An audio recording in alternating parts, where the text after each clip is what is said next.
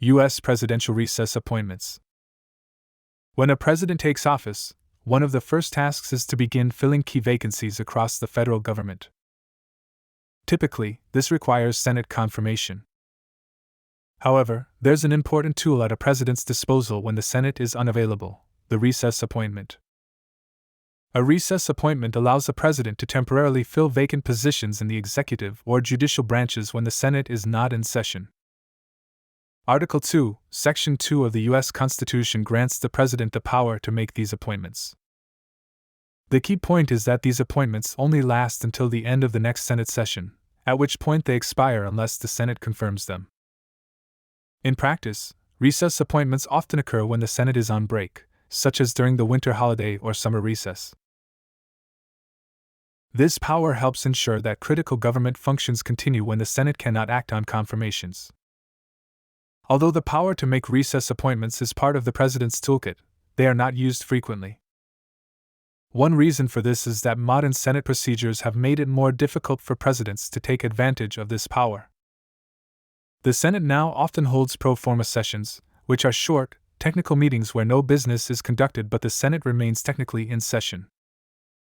This strategy prevents the president from making a recess appointment during these times. However, when recess appointments do occur, they can be significant. In 2012, President Barack Obama made several high-profile recess appointments, most notably to the Consumer Financial Protection Bureau, CFPB, and the National Labor Relations Board, NLRB. These appointments were made during a time when the Senate was not confirming his nominees, and the White House argued that the Senate was effectively in recess, even though they held pro-forma sessions. Obama's appointment of Richard Cordray as the first director of the CFPB was particularly controversial. The appointment was made during a Senate recess when Republicans had blocked Cordray's confirmation, despite the agency's critical role in overseeing consumer financial products after the 2008 financial crisis. These recess appointments faced legal challenges. In 2014, the U.S. Supreme Court ruled on the case National Labor Relations Board versus Noel Canning, which involved Obama's 2012 NLRB appointments. The court concluded that the president could not make recess appointments during short Senate breaks, ruling that only extended recesses could trigger this power. The court's decision effectively narrowed the scope of the president's recess appointment power, ruling that a break of at least 10 days is required for the president to make such an appointment.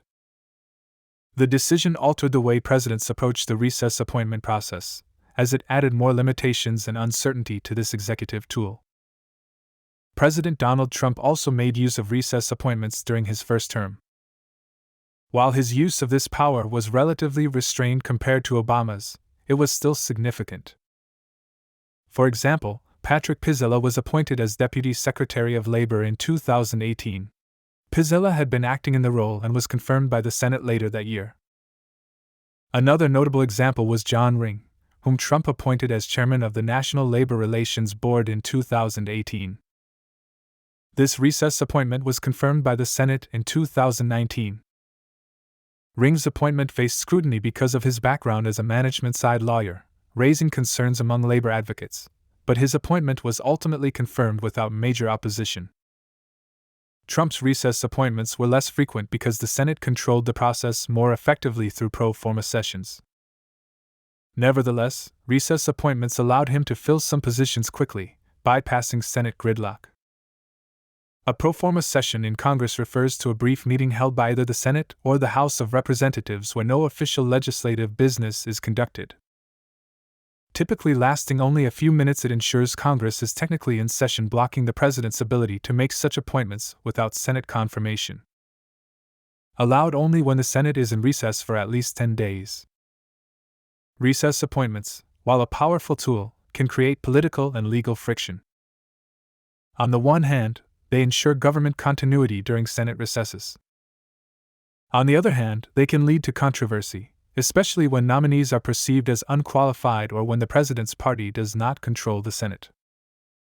For instance, President Obama's use of recess appointments in 2012 prompted a political backlash, particularly from Republican lawmakers, who argued that the president was circumventing the Senate's constitutional role in confirmations. The Noel Canning ruling illustrated the growing tension over the scope of presidential powers and the Senate's role in advising and consenting to appointments. While recess appointments can bypass a delayed or uncooperative Senate, they are temporary.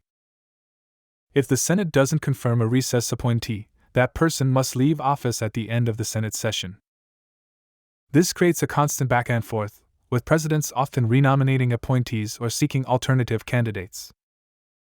However, the limits imposed by the Noel Canning decision and the political challenges they create show that this power is far from straightforward. Recess appointments allow presidents to act swiftly in filling crucial roles. But they also raise important questions about executive power, Senate prerogatives, and the delicate balance of American governance. If you liked this video, like and subscribe.